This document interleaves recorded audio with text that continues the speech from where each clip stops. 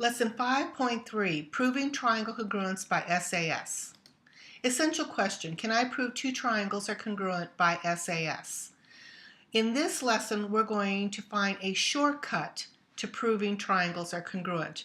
Remember, congruent triangles if and only if there is a sequence of rigid motions.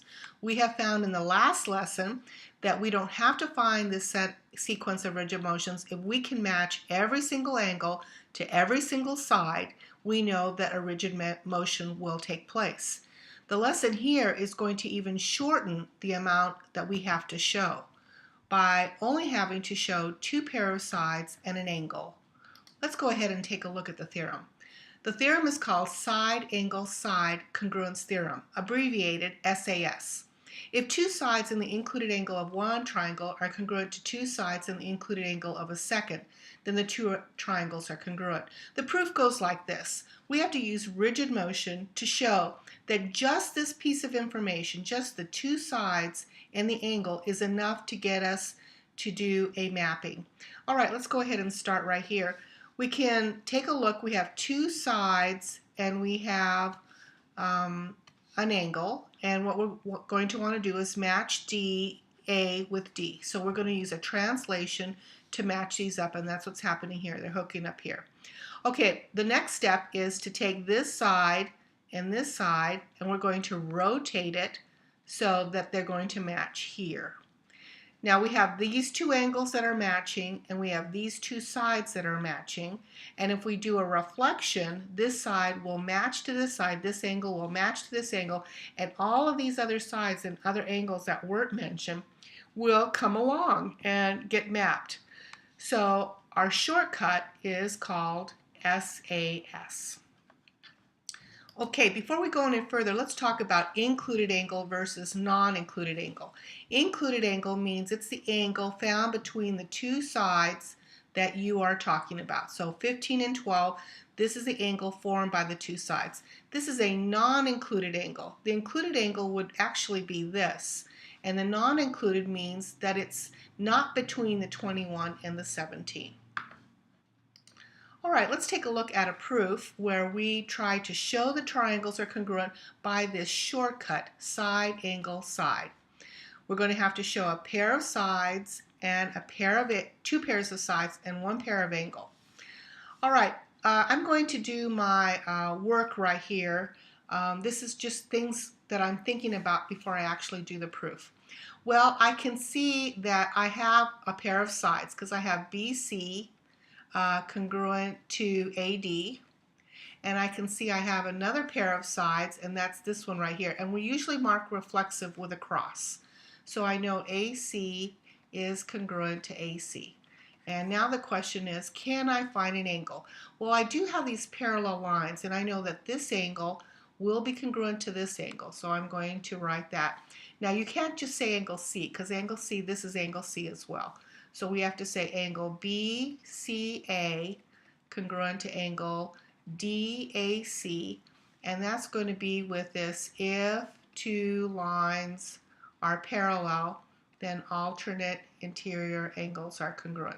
All right, so I've been able to find all of this, and you can see that this angle is included between the marked sides. So now I'm ready to do the proof. Okay, step one, the given. BC is congruent to DA, and BC is parallel to AD, and that's the given.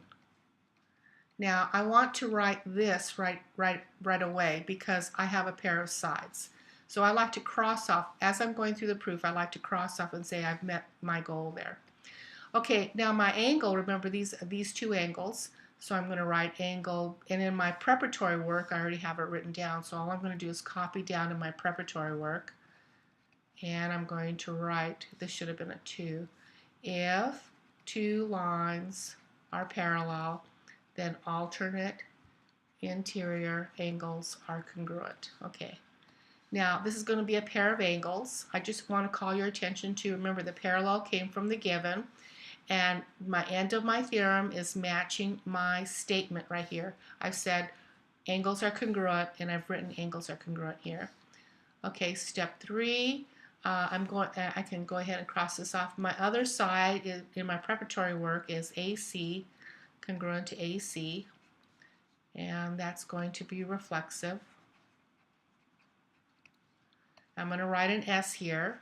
So now I know I've met all the requirements, and now I want to get to my proof statement. Triangle ABC is congruent to triangle CDA, and I've met my requirements, the shortcut, and I'm going to say side, angle, side.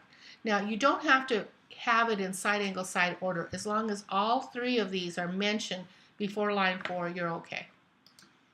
All right, let's go ahead and take a look. This is a proof.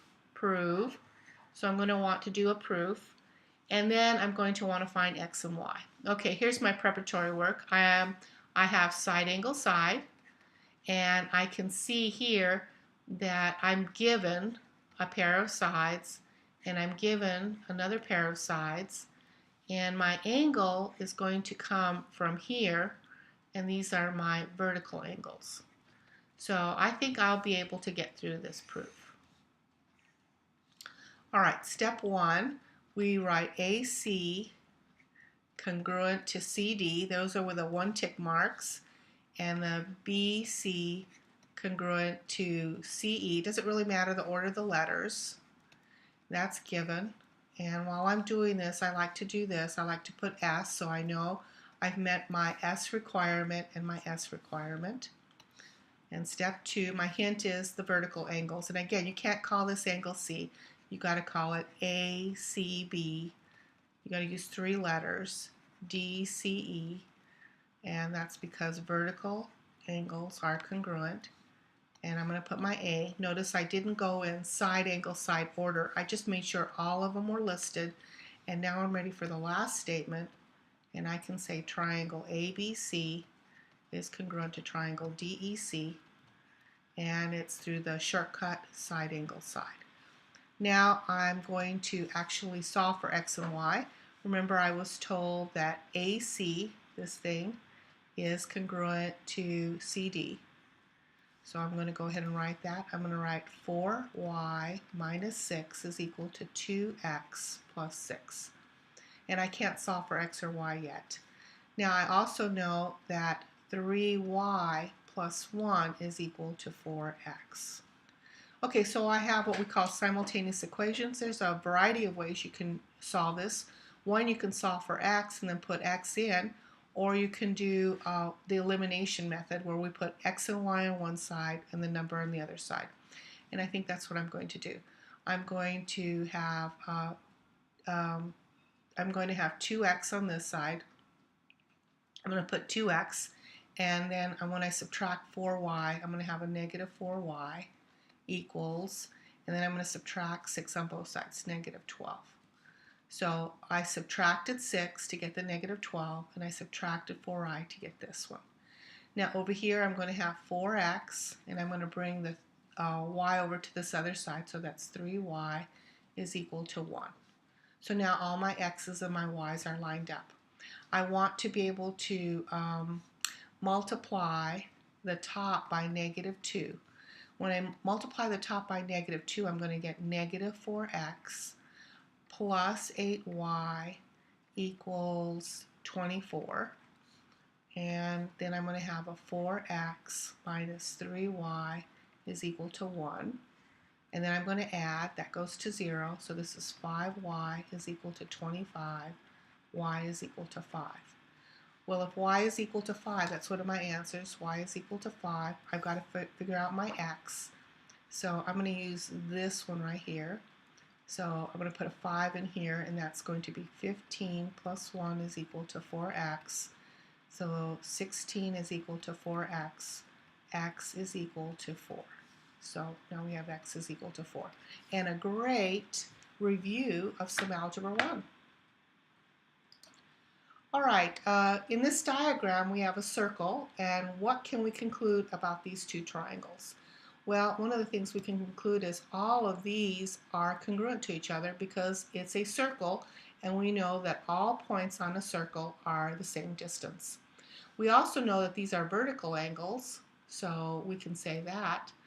And now we have our side angle side, so we can say these two triangles congruent. Now be very careful with the order. The angle M's have to be in the same location. It really doesn't matter about the SR and the PT because these are all congruent, and we're going to get the MS and the MQ congruent.